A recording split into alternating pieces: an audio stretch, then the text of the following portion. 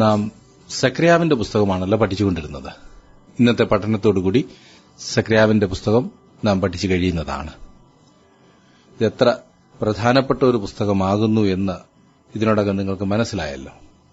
നാം ഇതിനു മുൻപ് പഠിച്ച ചെറിയ പ്രവാചകന്മാരിൽ നിന്നും വളരെ വ്യത്യസ്തമായ ഒരു പ്രവചനമാകുന്നു സക്രിയ പ്രവചനമെന്ന് നിങ്ങൾക്കിതിനോടകം മനസ്സിലായി. ഹഗായി പ്രവചനം പഠിച്ചപ്പോൾ സക്രിയ പ്രവചനത്തിന്റെയും പശ്ചാത്തലം ഞാൻ ഏകദേശം പറഞ്ഞതാണ്. പിന്നീട് സക്രിയ പ്രവചനം പഠിക്കാൻ തുടങ്ങിയപ്പോഴും നാം അത് ചിന്തിക്കുകയുണ്ടായി. 70 വർഷത്തെ അടിമത്തത്തിന് ശേഷം ബാബിലോണിൽ നിന്നും മടങ്ങിവന്ന യഹൂദന്മാരോട് ദൈവത്തിന്റെ അരുളപ്പാടുകൾ അറിയിച്ച പ്രവാചകനാണ് സക്രിയാവ്. ഹഗായും സക്രിയാവും ഒക്കെ പ്രവചിക്കുമ്പോൾ യഹൂദന്മാർ വളരെ പരിതാപകരമായ ഒരു അവസ്ഥയിലായിരുന്നു. ഒരു പ്രസക്തിയുമില്ലാത്തൊരു ശേഷിപ്പും മാത്രമാണ് യഹൂദയിലുണ്ടായിരുന്നത്. തങ്ങളുടെ പിതാക്കന്മാർക്ക് ദൈവം വാഗ്ദത്തം ചെയ്തത് അവകാശമായി നൽകിയ ആ ദേശത്ത് ഇന്ന് അവർ വസിക്കുന്നു. പക്ഷേ വിജാതീയനായ ഒരു ഭരണാധിപന്റെ ഔദാര്യം ഒന്നുകൊണ്ട് മാത്രമാണ് അതെങ്കിലും അവർക്ക് സാധിക്കുന്നത്. ആകെ നിരാശിതരായ ഒരു കൂട്ടം ജനം, സ്വയസഹതാപം, ദൈവത്തെ സംശയം, സ്വാർത്ഥത എന്നുവേണ്ട എല്ലാ ബുദ്ധിമുട്ടുകളും അവർ അനുഭവിച്ച് മുൻപോട്ടു പോവുകയാണ്. അതുകൊണ്ട് പ്രവാചകന്മാരായ ഹഗായും സക്രിയാവും ജനത്തിനിടയിലേക്ക് വന്ന് അവർ എന്നും ഈ സ്ഥിതിയിൽ കിടക്കേണ്ടി വരില്ല എന്നവരെ ഓർമ്മിപ്പിച്ചു. ഒരു നാൾ മശീഹ വരും. അന്ന് അവനോടുകൂടെ തെരഞ്ഞെടുക്കപ്പെട്ടതായ മക്കൾ, ദൈവത്തിന്റെ മക്കൾ, അവനോടുകൂടി അധികാരത്തിലേറും എന്ന് പ്രവാചകന്മാർ ഓർമ്മിപ്പിച്ചു. ഞാൻ പറഞ്ഞല്ലോ, യഥാസ്ഥാനപ്പെടുത്തലിന്റെയും തേജസ്കരിക്കപ്പെടുന്നതിന്റെയും പ്രവാചകനായിരുന്നു സക്രിയാവ്. ശോചനീയമായ വർത്തമാനകാലമല്ല, തേജസ്സേറിയ ഭാവികാലമാണ് സക്രിയാവിന്റെ പ്രസംഗ വിഷയം. സക്രിയാവ് ഒരു കവിയായിരുന്നു എന്ന് നാം കണ്ടല്ലോ. ദേവാലയം പണി എങ്ങനെയെങ്കിലും തീർക്കണമെന്ന സക്രിയാവിന്റെ ഉത്സാഹം പണി തീരുന്നതുവരെ പിടിച്ചു നിൽക്കുവാൻ ജനങ്ങളെ പ്രോത്സാഹിപ്പിച്ചു. ഭയങ്കരമായ കൃഷിനാശവും ബിസിനസ് തകർച്ചയും യഹൂദ ജനങ്ങളെ ആകെയങ്ങ് നിരാശയിലാക്കി. ഹഗായിയുടെ നിരന്തരമായ ശാസന ഒന്നുകൊണ്ട് മാത്രമാണ് അവർ പണിയെടുക്കുവാൻ ആരംഭിച്ചത്. ഹഗായി അല്പം പരുഷമായിട്ടാണല്ലോ സംസാരിച്ചത്. ഈ അവസരത്തിൽ അവർക്കൊരു പുതിയ ശബ്ദം കൂടി വേണമെന്ന് തോന്നി. നിങ്ങൾക്കും അങ്ങനെ തോന്നുന്നുണ്ടോ? എന്നാൽ ഇതാ സക്രിയാവ്. ശബ്ദം വളരെ പ്രോത്സാഹജനകമായ വിധത്തിൽ അവരോട് സംസാരിക്കുന്നതായിരുന്നു. ഞാൻ പറഞ്ഞിരുന്നല്ലോ, സക്രിയാവ് എന്ന പേരിന്റെ അർത്ഥം യഹോവ സ്മരിക്കുന്നു എന്നാണ്. ഇദ്ദോ പ്രവാചകന്റെ മകനായ സക്രിയാവിന്റെ മകനായിട്ടാണ് അവനെ പരിചയപ്പെടുത്തിയിരിക്കുന്നത്. ഇദ്ദോ എന്ന പേരിന്റെ അർത്ഥം നിയമിക്കപ്പെട്ട സമയമെന്നും സക്രിയാവ് എന്ന പേരിന്റെ അർത്ഥം യഹോവ അനുഗ്രഹിക്കുന്നു, സ്മരിക്കുന്നു എന്നുമാണ്. ഈ പേരുകളെല്ലാം കൂടി ചേരുമ്പോൾ അനുഗ്രഹീതമായ ഒരർത്ഥം നമുക്ക് ലഭിക്കുന്നു എന്ന് ഞാൻ ഓർപ്പിച്ചല്ലോ പ്രാരംഭത്തിൽ. നിയമിക്കപ്പെട്ട സമയത്ത് ദൈവം ഓർക്കുന്നു, ദൈവം അനുഗ്രഹിക്കുന്നു. യെരുശലേമിലേക്ക് മടങ്ങി വന്ന ശേഷിപ്പിന് ഈ പേരുകൾ തീർച്ചയായും പ്രോത്സാഹനം നൽകിക്കാണും. എബ്രായരുടെ ഇടയിൽ സക്രിയാവ് എന്നത് ഒരു സർവ്വസാധാരണയായ നാമമായിരുന്നു. പഴയ നിയമത്തിൽ തന്നെ 28 സക്രിയാവുമാരെക്കുറിച്ച് നാം വായിക്കുന്നുണ്ട്. 28 പേരെക്കുറിച്ച്. എന്നിരുന്നാലും മത്തായിയുടെ സുവിശേഷം 23 അധ്യായത്തിന്റെ 35 വാക്യത്തിൽ ക്രിസ്തു സൂചിപ്പിച്ച രക്തസാക്ഷിയായ സക്രിയാവ് നാം പഠിച്ചുകൊണ്ടിരിക്കുന്ന ഈ പുസ്തകത്തിന്റെ എഴുത്തുകാരൻ തന്നെയാകുന്നു എന്നാണ് വേദപണ്ഡിതന്മാർ ചിന്തിക്കുന്നത്. ചിലർ ഇതിനോട് യോജിക്കുന്നില്ല എങ്കിലും പുരോഹിതനും പ്രവാചകനുമായിരുന്ന സക്രിയാവ് മന്ദിരത്തിൽ വെച്ച് കൊല ചെയ്യപ്പെട്ടു എന്നാണ് യഹൂദന്മാരുടെ ടാർഗൂമിൽ രേഖപ്പെടുത്തിയിരിക്കുന്നത്. പുരോഹിത കുടുംബങ്ങളിൽ ഒന്നിന്റെ തലവനായിട്ടാണ് നെഹമ്യാവിന്റെ പുസ്തകം 12 അധ്യായം 4 വാക്യത്തിൽ ഇദ്ദോവിനെക്കുറിച്ച് പറഞ്ഞിരിക്കുന്നത് എന്ന് നാം കണ്ടു. വീണ്ടും പശ്ചാത്തലമായി ഞാൻ ഓർപ്പിച്ചല്ലോ, സക്രിയാവിന്റെ പ്രവചനം BC 520 എഴുതിയതെന്ന്.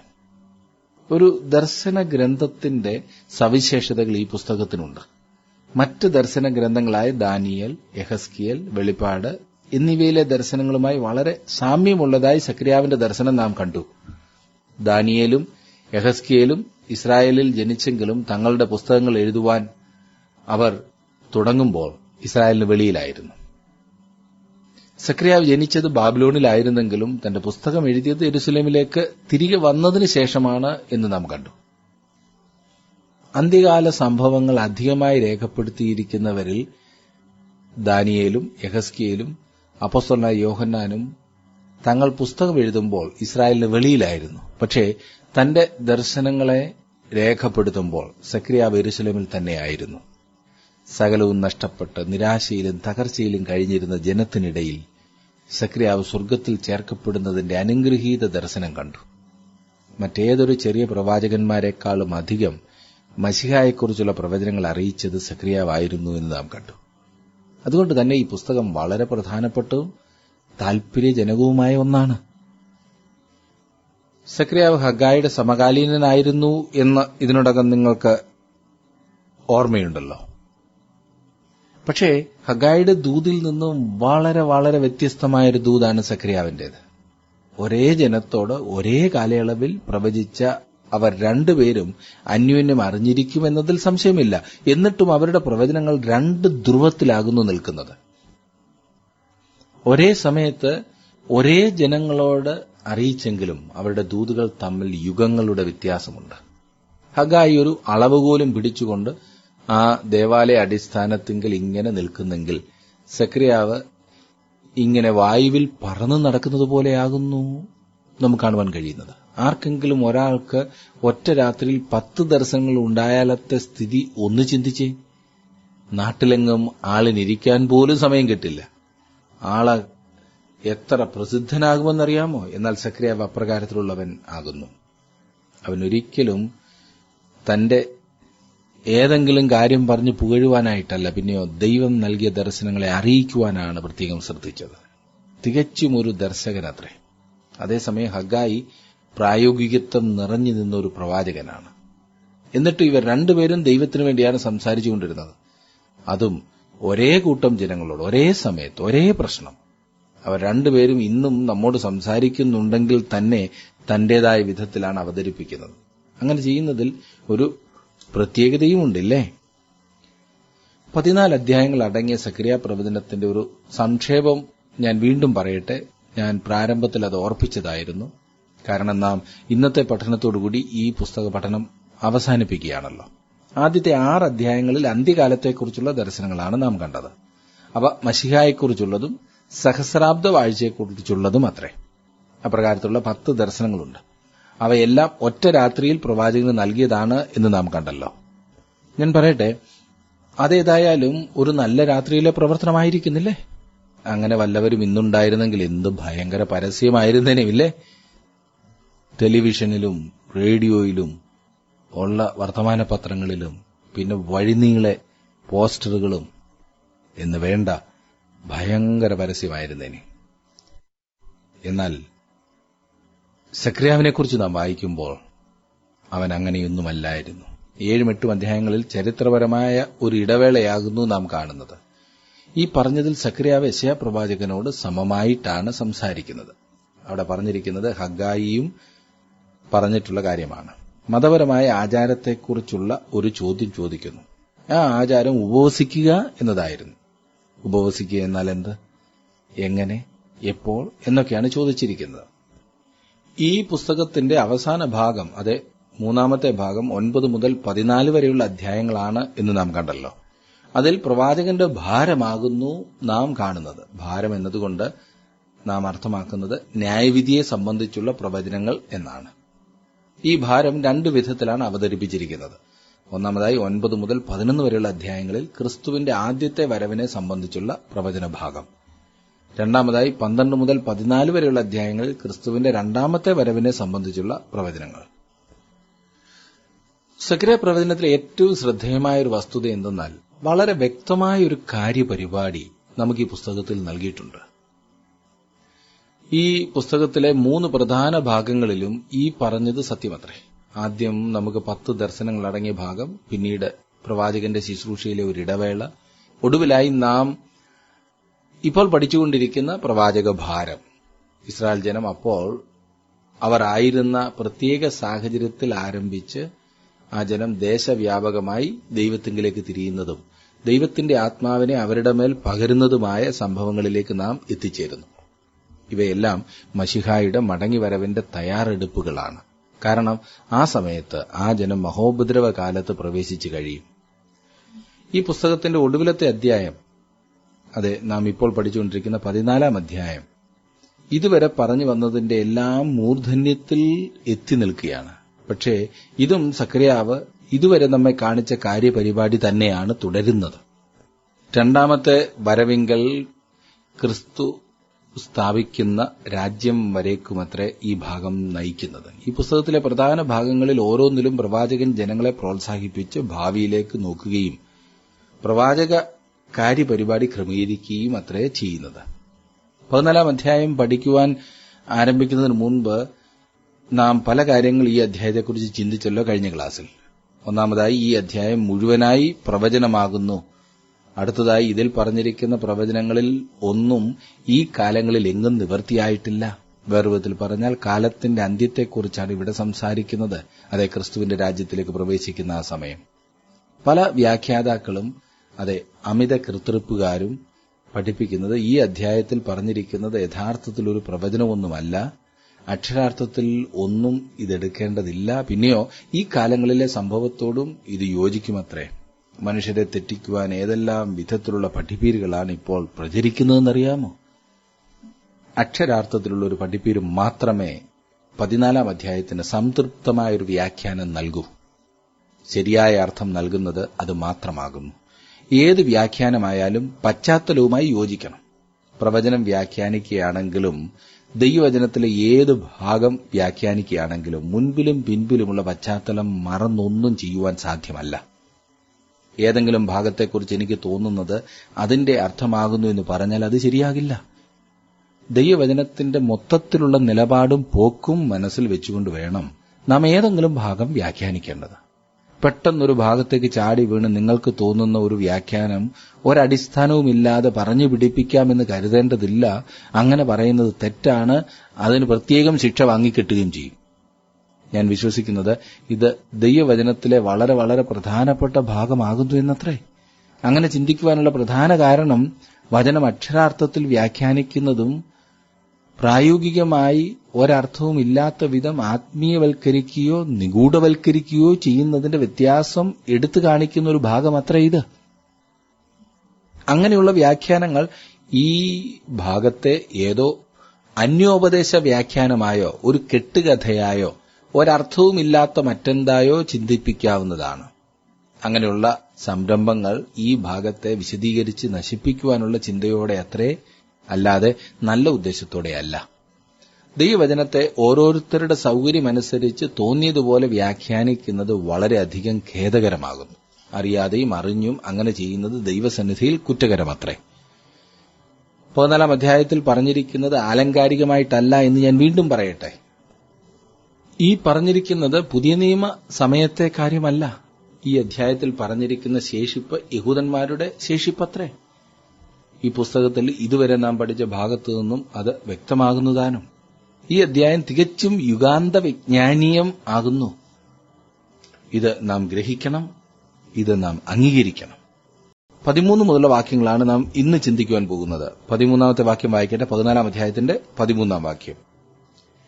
അന്നാളിൽ യഹോവയാൽ ഒരു മഹാപരാഭവം അവരുടെ ഇടയിൽ ഉണ്ടാകും. അവർ ഓരോരുത്തൻ താൻ താന്റെ കൂട്ടുകാരന്റെ കൈ പിടിക്കും, ഒരുവന്റെ കൈ മറ്റവന്റെ നേരെ പൊങ്ങും. അന്ന് പട്ടണത്തിൽ ഉണ്ടാകുവാൻ പോകുന്ന ഭയങ്കരമായ വിപ്ലവം ഒന്നുകൊണ്ടത്ര, പ്രധാനമായും ശത്രു പട്ടണം കൈയടക്കുവാൻ പോകുന്നതുകൊണ്ട്.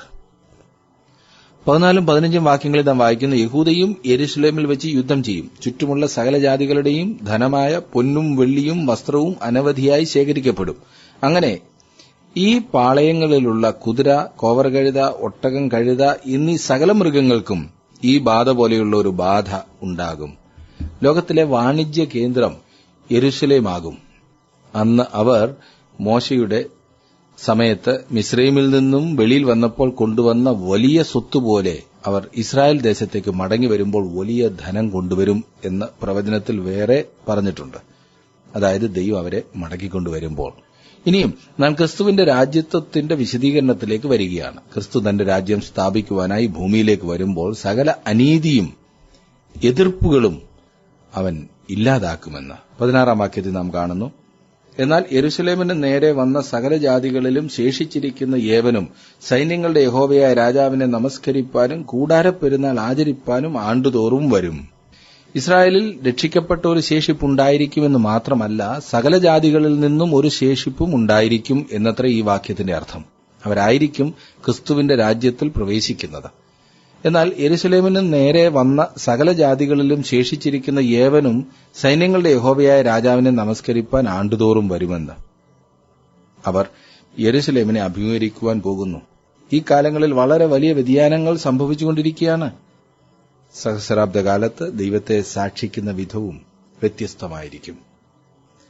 അവർ സൈന്യങ്ങളുടെ യഹോവയായ രാജാവിനെ നമസ്കരിപ്പാനും കൂടാരപ്പെരുന്നാൾ ആചരിപ്പാനും ആണ്ടുതോറും വരും. അതെ, മിസ്രൈമിൽ നിന്നും വെളിയിൽ വന്നപ്പോൾ ഇസ്രായേൽ ജനം ആചരിച്ച പെരുന്നാൾ ആയിരുന്നു കൂടാരപ്പെരുന്നാൾ. ഭൂമിയുടെ അറ്റത്തു നിന്നും അവരെ ചേർത്ത് യെരൂശലേമിൽ മടക്കിക്കൊണ്ടുവന്നതിന് അന്ന് അവർ അത് ആഘോഷിക്കും. 17 വാക്യം നോക്കിക്കാട്ടെ.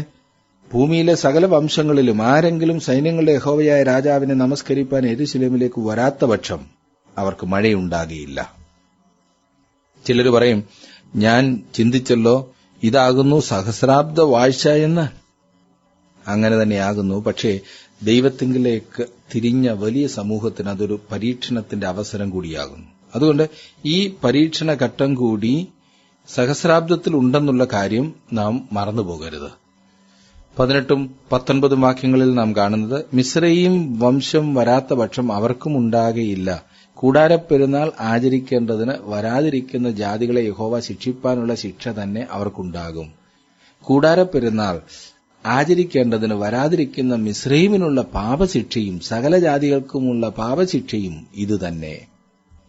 മിസ്രയീം ഇവിടെ ഒരു ഉദാഹരണമായി പറഞ്ഞിരിക്കുകയാണ്. 20 വാക്യത്തിൽ, അന്നാളിൽ കുതിരകളുടെ മണികളിന്മേൽ യഹോവയ്ക്ക് വിശുദ്ധമെന്ന് എഴുതിയിരിക്കും. യഹോവയുടെ ആലയത്തിലെ കലങ്ങളും യാഗപീഠത്തിന് മുമ്പിലുള്ള കലശങ്ങൾ പോലെ ആയിരിക്കും. അന്നാളിൽ ഈ പദപ്രയോഗം സക്രിയാവ് വിട്ടുകളയുകയില്ല. വീണ്ടും വീണ്ടും അവനത് പറയുന്നു. അന്നാളിൽ കുതിരകളുടെ മണികളിന്മേൽ യഹോവയ്ക്ക് വിശുദ്ധം എന്ന് എഴുതിയിരിക്കും. നോക്കണേ, ഒരു കുതിരയുടെ കഴുത്തിലെ മണി പോലും യഹോവയ്ക്ക് വിശുദ്ധമായിരിക്കും. എന്താണ് ഇതിന്റെ അർത്ഥം? സകലവും ദൈവത്തിന്റെ ശുശ്രൂഷയ്ക്ക് വേണ്ടി ആയിരിക്കുമെന്നത്ര ഇതിന്റെ അർത്ഥം. യഹോവയുടെ ആലയത്തിലെ പാത്രങ്ങൾ വിശുദ്ധ പാത്രങ്ങൾ എന്ന് വിളിക്കപ്പെടും. എന്തുകൊണ്ട്? അവ അസാധാരണമായിരുന്നില്ല. അവ സാധാരണ പാത്രങ്ങൾ മാത്രമായിരുന്നു. അവ യഹോവയുടെ ശുശ്രൂഷയ്ക്കായിരുന്നതിനാലാണ് വിശുദ്ധമായിരിക്കുന്നത്. ഇന്ന് സത്യത്തിൽ ഒന്നും യഹോവയുടെ ശുശ്രൂഷയ്ക്കായി ഉപയോഗിക്കുന്നില്ല എന്ന് വേണം പറയുവാൻ. 21 വാക്യം നമുക്ക് നോക്കാം. സക്കറിയ പ്രവചനത്തിന്റെ ഒടുവിലത്തെ വാക്യം. യെരൂശലേമിലും യഹൂദയിലുമുള്ള കലമൊക്കെയും സൈന്യങ്ങളുടെ യഹോവയ്ക്ക് വിശുദ്ധമായിരിക്കും. യാഗം കഴിക്കുന്നവരൊക്കെയും വന്നു വാങ്ങി അവയിൽ വേവിക്കും. അന്നു മുതൽ സൈന്യങ്ങളുടെ യഹോവയുടെ ആലയത്തിൽ ഒരു കനാന്യനും ഉണ്ടാകുകയില്ല. യെരൂശലേമിലും യഹൂദയിലുമുള്ള കലമൊക്കെയും സൈന്യങ്ങളുടെ യഹോവയ്ക്ക് വിശുദ്ധമായിരിക്കും. അതേക്കുറിച്ചൊന്ന് ചിന്തിച്ചേ. നിങ്ങളുടെ വീട്ടിലുള്ള ആ പാത്രം, കഞ്ഞി ഉണ്ടാക്കുന്ന കലം, കറി വെക്കുന്ന പാത്രം, എല്ലാം യഹോവയുടെ ശുശ്രൂഷയിൽ ആയിരിക്കും. അന്നാളിൽ എല്ലാം അവനുവേണ്ടി സമർപ്പിക്കപ്പെട്ടതായിരിക്കും. യാഗം കഴിക്കുന്നവരൊക്കെയും വന്നു വാങ്ങി അവയിൽ വേവിക്കും. നോക്കണേ, അന്നാളിൽ അവർ യാഗം കഴിക്കുവാൻ പോകുകയാണോ? അവർ അങ്ങനെ ചെയ്യുമെന്നത്ര യെഹെസ്കേലിൽ നാം വായിക്കുന്നത്. ഈ യാഗങ്ങൾ ക്രിസ്തുവിന്റെ മരണത്തിന് ശേഷം വരുന്നതിനാൽ പിൻപോട്ട് നോക്കി ക്രിസ്തുവിന്റെ യാഗത്തെ പ്രതിനിധീകരിക്കുന്നു. ക്രിസ്തുവിന്റെ മരണത്തിന് മുൻപുണ്ടായിരുന്ന യാഗങ്ങൾ മുൻപോട്ട് നോക്കി അവന്റെ മരണത്തെയാണല്ലോ കാണിച്ചിരുന്നത്. അന്നു മുതൽ സൈന്യങ്ങളുടെ യഹോവയുടെ ആലയത്തിൽ ഒരു കനാന്യനും ഉണ്ടാകുകയില്ല എന്ന്. അതെന്താണ് പറയുന്നത്? ഇതിന്റെ അർത്ഥം സകല കപടഭക്തിക്കാരനെയും നീക്കിക്കളയുമെന്നത്രേ. എല്ലാ അവിശ്വാസിയും നീക്കപ്പെടും. ദൈവത്തിന്റേതല്ലാത്ത ആരും ദൈവത്തിന്റെ ശുശ്രൂഷയിൽ കാണില്ല. സുഹൃത്തെ, ഇതായിരിക്കും സഹസ്രാബ്ദ വാഴ്ച. എത്ര അനുഗ്രഹീതമായ മഹത്വപൂർണമായ ഒരു ചിത്രമാകുന്നു ഇത്. സക്രിയാവിന്റെ പ്രവചനത്തിന്റെയും അനുഗ്രഹീതമായൊരു അവസാനമാകുന്നു ഇത്. അതെ, എന്നെ ശ്രദ്ധിക്കുന്ന പ്രിയ സുഹൃത്തെ, ഈ പ്രവചന പഠനം തീർച്ചയായും താങ്കൾക്ക് അധികം പ്രോത്സാഹനം നൽകി എന്ന് ഞാൻ വിശ്വസിക്കട്ടെ.